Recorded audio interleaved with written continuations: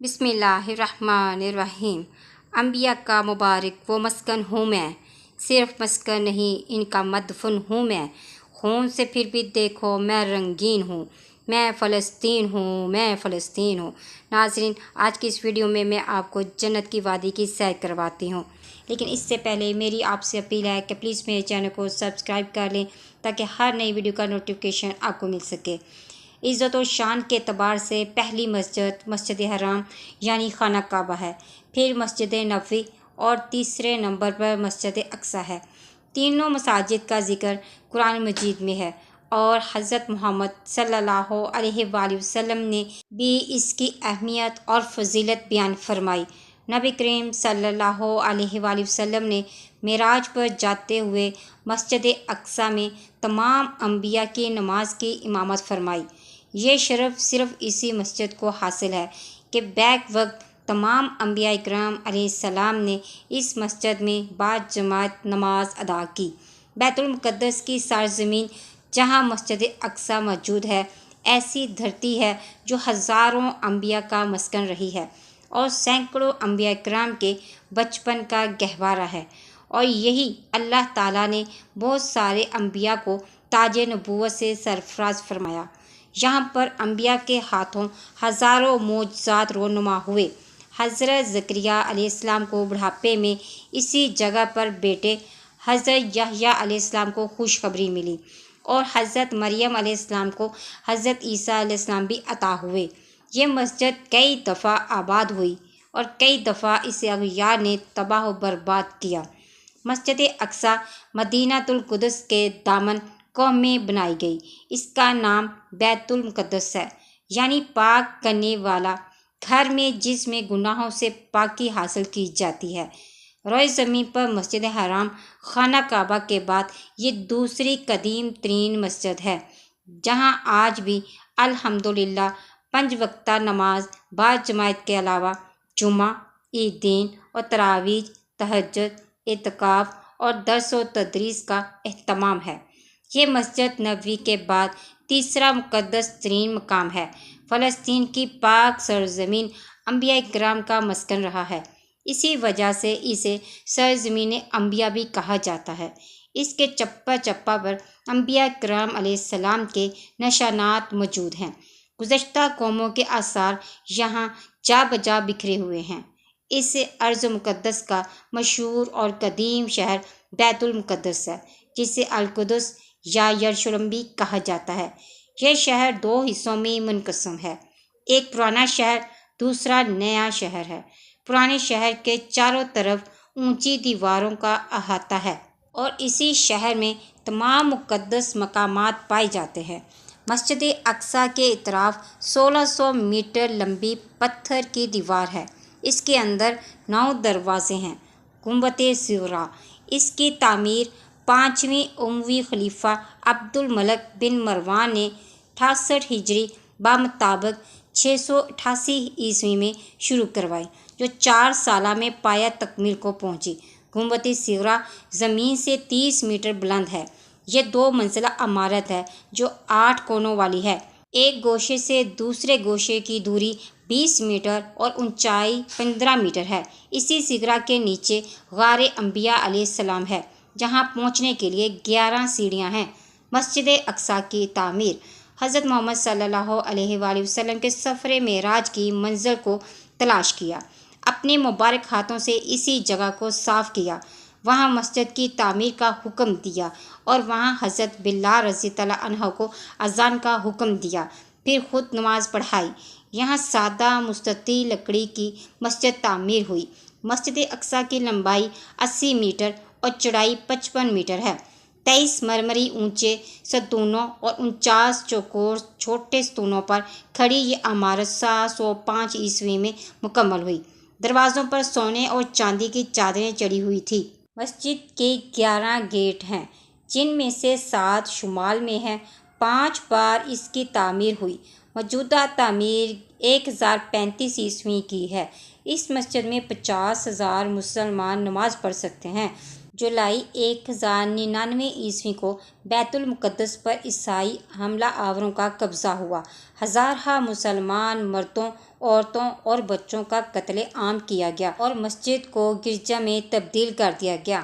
12 اکتوبر 1178 کو وہ عظیم الشان موقع آیا جب مسجد اقصیٰ عیسائی قابضین سے واپس مل گئی۔ یہ عظیم کامیابی جلیل سلطان صلاح الدین ایوبی کے شہر فتح کرنے پر حاصل ہوئی۔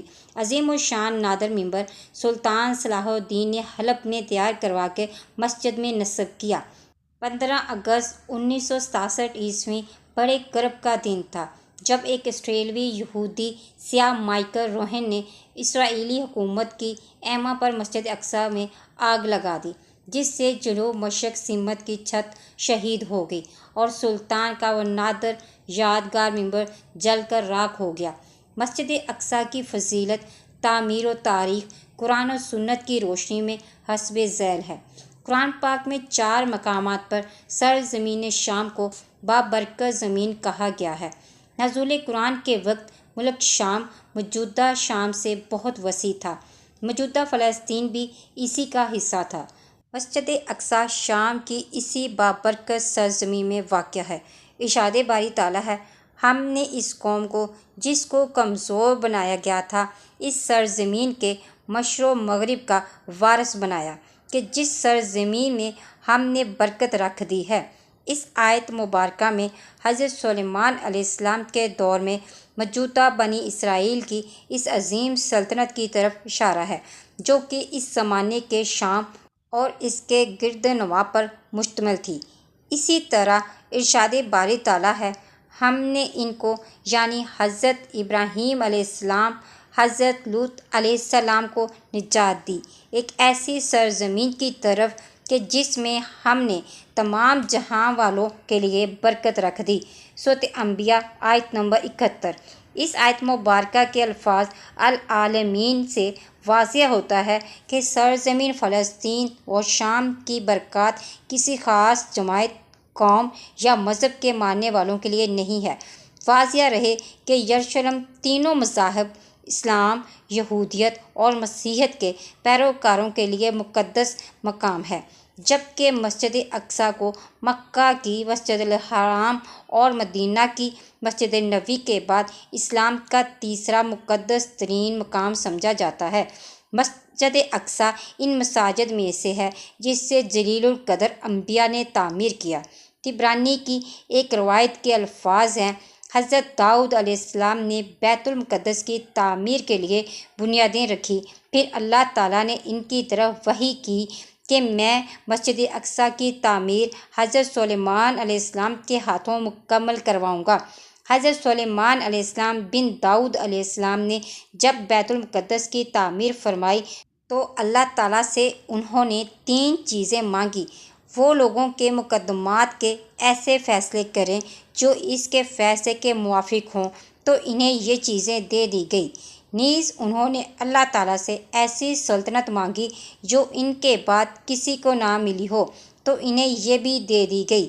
اور جس وقت وہ مسجد کی تعمیر سے فارغ ہوئے تو انہوں نے اللہ تعالیٰ سے دعا کی کہ جو کوئی اس مسجد میں صرف نماز کے لیے آئے تو اسے اس کے گناہوں سے ایسا پاک کر دے جیسے کہ وہ اس دن تھا جس دن اس کی ماں نے اسے جنا۔ مسجد اقصیٰ میں دجال داخل نہیں ہو سکے گا۔